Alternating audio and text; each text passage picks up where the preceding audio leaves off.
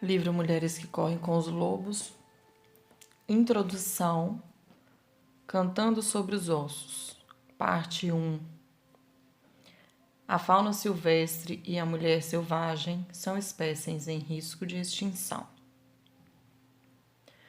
Observamos ao longo dos séculos a pilhagem, a redução do espaço e o esmagamento da natureza instintiva feminina. Durante longos períodos, ela foi mal gerida, à semelhança da fauna silvestre e das florestas virgens. Há alguns milênios, sempre que lhe viramos as costas, ela é relegada às regiões mais pobres da psique, as terras espirituais da mulher selvagem, durante o curso da história. Foram saqueadas ou queimadas, com seus refúgios destruídos e seus ciclos naturais transformados à força em ritmos artificiais para agradar os outros. Não é por acaso que as regiões agrestes e ainda intocadas do nosso planeta desaparecem à medida que fenece a compreensão da nossa própria natureza selvagem mais íntima. Não é tão difícil compreender porque as velhas florestas e as mulheres velhas não são consideradas reservas de grande importância. Não há tanto mistério nisso. Não há coincidência que os lobos e coiotes, os ursos e as mulheres rebeldes tenham reputações semelhantes. Todos eles compartilham arquétipos instintivos que se relacionam entre si e, por isso, têm a reputação equivocada de serem cruéis, inatamente perigosos, além de vorazes. Minha vida e meu trabalho como analista junguiana e contadora de histórias, me ensinaram que a vitalidade esvaída das mulheres pode ser restaurada por meio de extensas escavações psíquico-arqueológicas nas ruínas do mundo subterrâneo feminino. Com esses métodos, podemos recuperar os processos da psique instintiva natural e, através da sua incorporação ao arquétipo da mulher selvagem, conseguimos discernir os recursos da natureza mais profunda da mulher. A mulher moderna é um borrão de atividade. Ela sofre pressões no sentido de ser tudo para todos. A velha sabedoria há muito não se manifesta. O título deste livro, Mulheres que Correm com os Lobos, Mitos e Histórias do Arquétipo da Mulher Selvagem, foi inspirado em meu estudo sobre a biologia de animais selvagens, em especial os lobos. Os estudos dos lobos, Canis lupus e Canis rufus, são como a história das mulheres, no que diz respeito à sua vivacidade e à sua labuta. Os lobos saudáveis e as mulheres saudáveis têm certas características psíquicas em comum: percepção aguçada, espírito brincalhão e uma elevada capacidade para a devoção. Os lobos e as mulheres são gregários por natureza, curiosos, dotados de grande resistência e força. São profundamente intuitivos e têm grande preocupação para com seus filhotes, seu parceiro e sua matilha. Tem experiência em se adaptar às circunstâncias em constante mutação. Tem uma determinação feroz e extrema coragem. No entanto, as duas espécies foram perseguidas e acossadas, sendo-lhes falsamente atribuído o fato de serem trapaceiros e vorazes, excessivamente agressivos e de terem menor valor do que seus detratores. Foram alvo daqueles que prefeririam arrasar as matas virgens, bem como os arredores selvagens da psique, erradicando o que fosse instintivo, sem deixar que dele restasse nenhum sinal. A atividade predatória contra os lobos e contra as mulheres por parte daqueles que não os compreendem é de uma semelhança surpreendente. Pois foi aí que o conceito do arquétipo da mulher selvagem primeiro se concretizou para mim, no estudo dos lobos. Estudei também outras criaturas, como por exemplo os ursos, os elefantes e os pássaros da alma, as borboletas. As características de cada espécie fornecem indicações abundantes do que pode ser conhecido sobre a psique instintiva da mulher. A mulher selvagem passou pelo meu espírito 2 vezes. A primeira pelo fato de haver nascido de uma linhagem hispano-mexicana tipicamente passional, e a segunda por ter sido adotada por uma família de húngaros impetuosos.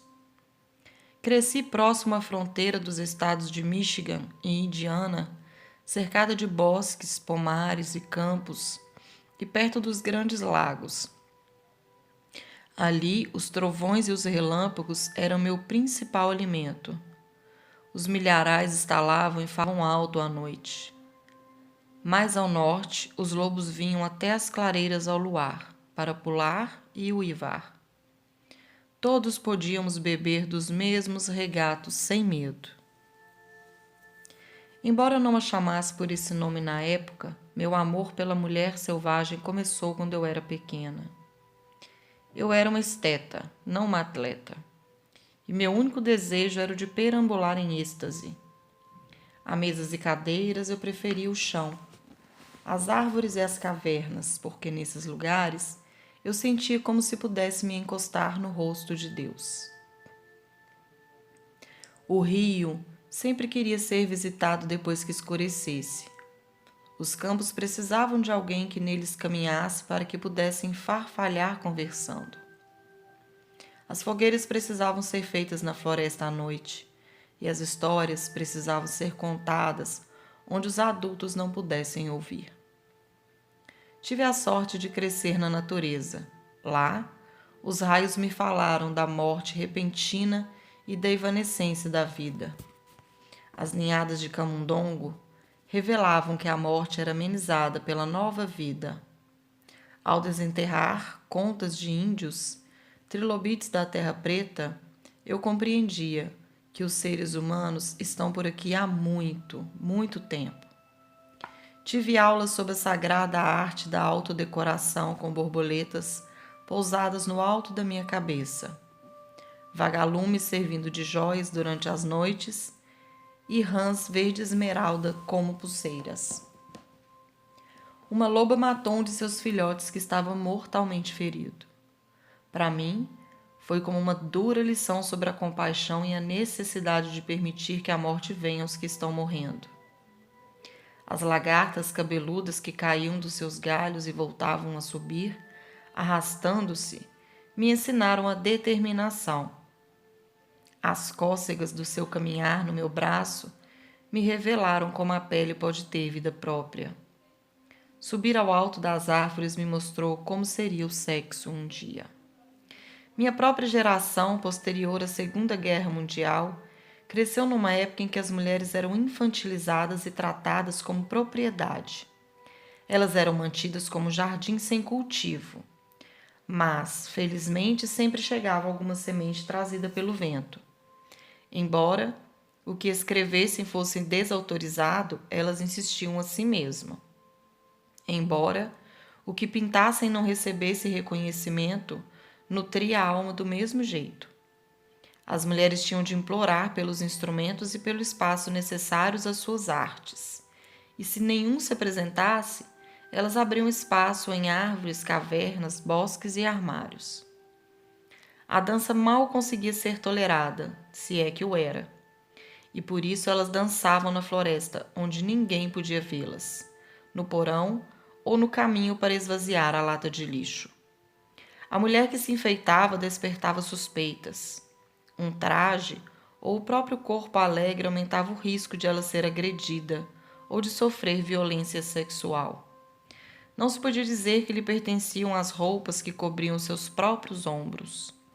Era uma época em que os pais que maltratavam seus filhos eram simplesmente chamados de severos, em que as lacerações espirituais de mulheres profundamente exploradas eram denominadas colapsos nervosos, em que as meninas e as mulheres que vivessem apertadas em cintas, amordaçadas e contidas eram consideradas certas, enquanto aquelas que conseguiam fugir da coleira uma ou duas vezes na vida eram classificadas de erradas.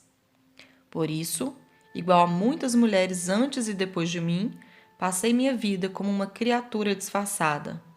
À semelhança da parentela que me precedeu, andei cambaleante em saltos altos e fui à igreja, usando vestido e chapéu. No entanto, minha cauda fabulosa muitas vezes aparecia por baixo da bainha do vestido, e minhas orelhas se contorciam até meu chapéu sair do lugar, no mínimo cobrindo meus olhos e às vezes indo parar do outro lado da nave. Não me esqueci da canção daqueles anos sombrios, Hambre dell'alma, a canção da alma faminta.